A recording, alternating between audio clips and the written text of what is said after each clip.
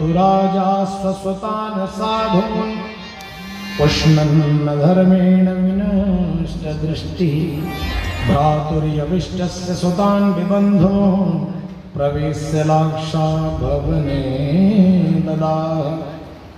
यदा तु राजा स्वसुतान् साधून्, ये उस समय की बात है जब धृतराष्ट्र बिल्कुल अंधे हो चुके थे। क्या बढ़िया शब्द शैली है वेद व्यास जी महाराज की। कहते हैं धृतराष्ट्र जी बिल्कुल अंधे हो चुके थे। अरे वो तो अंधे जन्म से थे। कब से थे?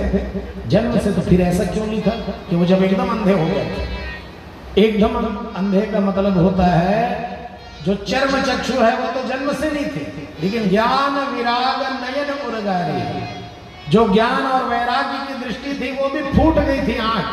तब की बात है जब पुत्र मोह में केवल पुत्र नजर आता था, उसकी गलतियां नहीं दिखती थी, तब की बात है। एक बार विदुर जी महाराज समझा रहे थे, कहे महाराज आपके पुत्रों में ये जो दुर्योधन है ये पुत्र नहीं है, ये साक्षात कलयुग है। कौन है? कलयुग है। इसे समझाते बैठे वो बेटा लगा छोड़ दे, अगर वो नहीं छोड़े सब जन मर जाओ सका है। अब उसके बिरवा के कहे कएन मत्रो बजीवाय जुहुवम दास्यास्पति नहीं वो बलि नहीं वो पुष्ट। अरे मेरे ही टुकड़ों पर पलता है और मेरे ही पिता को मेरे प्रति भड़काता है, निकल जाए यहाँ से कह करके आगे। अब वो तो चुप ऐसे बैठे रहे। हाँ आगे बेटा कुछ नहीं निकली इस मुंह में। हाँ क्यों आगे कह?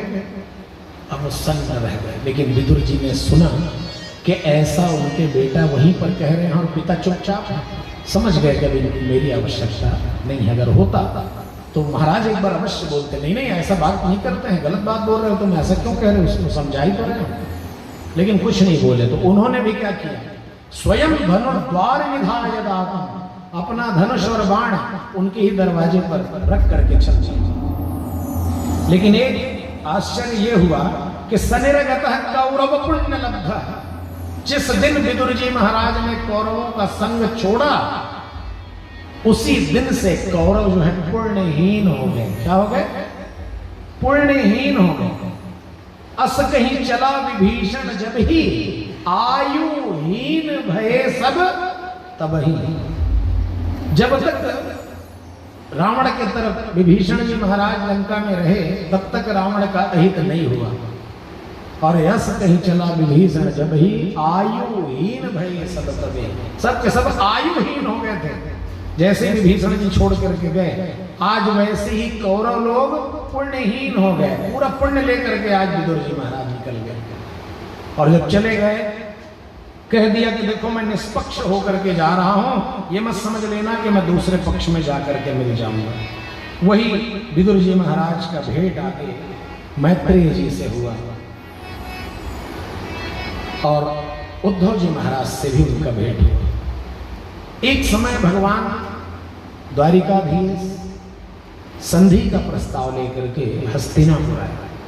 उन्होंने सोचा कि ये महाभारत का रण ना हो, क्योंकि बहुत सारी माताएं विधवा हो जाएंगी, तो ऐसा अनर्थ होने से एक बार रोकने का प्रयास अवश्य करना चाहिए। तो भगवान आए और पांडवों का संदेशा लाया। उन्होंने कहा मैत्री की राह बताने को, सबको सुमार्ग पर लाने को, दुर्योधन को समझाने को, भीषण विध्वंस बचाने को भगवान हस्तिनापुर आए और पांडव का संदेशा लाया। और भगवान कहते हैं देखो दुर्योधन,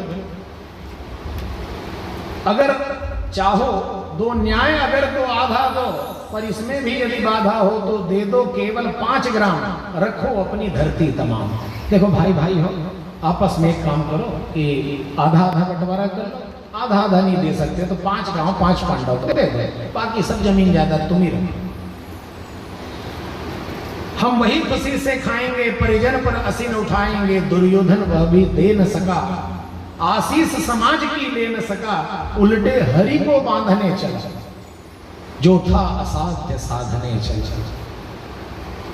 कहते हैं उसको लगा कि क्यों न इसी को ही बंदी बना लिया जाए। जब ना समझ पर चाहता है पहले विवेक मर जाता है। हरि ने भीषण हुंकार किया, अपना स्वरूप विस्तार किया। डगमग डगमग दिग्गज डोले, भगवान कुपित होकर बोले जंजीर बढ़ाकर सांध मुझे, हाँ हाँ दुर्योधन बांध मुझे। बांध कर दिखा अगर मुझे बांधना है।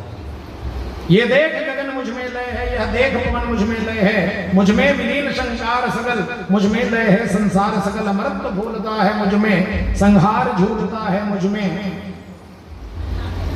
उदयाचल मेरा दीप्त भाल, भूमंडल वक्षस्थल विशाल, जल प्रतिबंध को घेरे हैं, दैनाक मेरु ग्रह नक्षत्र सब है मेरे मुख के अंदर। दृग हो तो दृश्य अकांड देख, मुझ में सारा ब्रह्मांड देख। जर अक्षर जर जीव क्षर अक्षर नर स्वर, मनुष्य स्वर जाति अमर सतकोटि, सूर्य सतकोटि चंद्र सतकोटि, सरिस सर सिंधु मंद सतकोटि, विष्णु ब्रह्मा महेश सतकोटि विष्णु, जलपति धनेश सतकोटि, रुद्र सतकोटि काल, सतकोटि दंडधर लोकपाल। जंजीर बढ़ाकर सांध मुझे, हाँ हाँ दुर्योधन बांध मुझे। बांधना चाहता है तो बांध, सबके सब मेरे भीतर है। भूलोक तल पाताल देख, गत और अनागत काल देख, यह देख जगत का आदि सृजन, यह देख महाभारत कारण। मृतकों से पटी हुई भू है, पहचान इसमें कहाँ थी। अभी से भगवान उसको पूरा महाभारत का रण दिखा दिए, और उस महाभारत के रण में जो है युधिष्ठिर, ये जो है दुर्योधन पड़ा हुआ है, दिखा दिया। देख तू कैसे पड़ा है।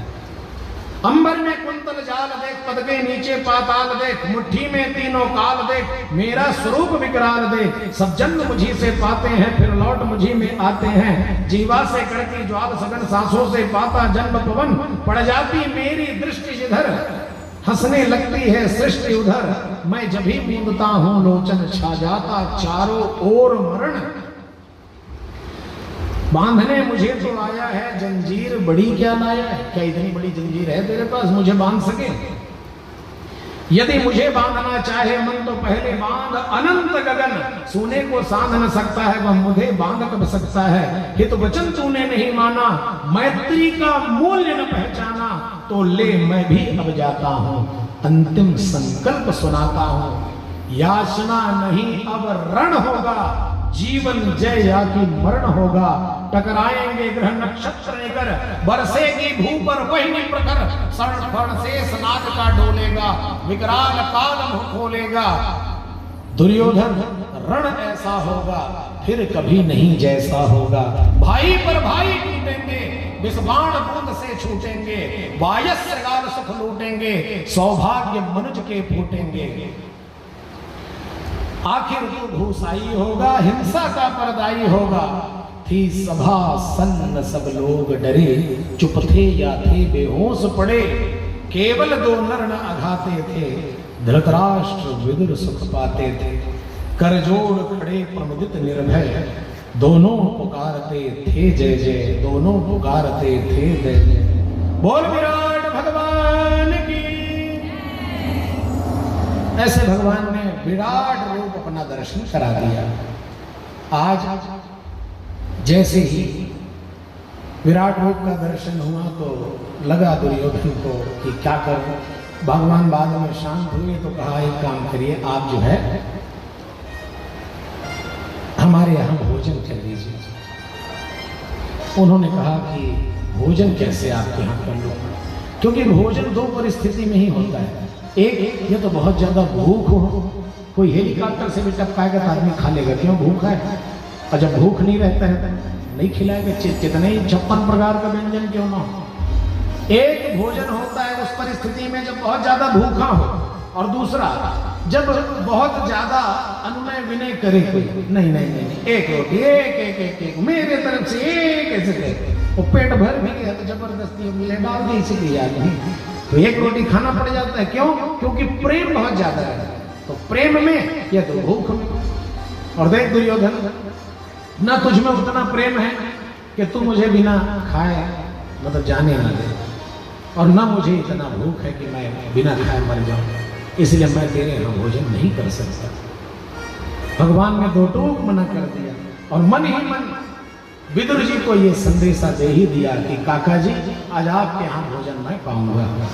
विदुर जी समझ गए कि भगवान मेरे यहाँ आएंगे, मुझे देखिए भगवान मुझे इशारा किए।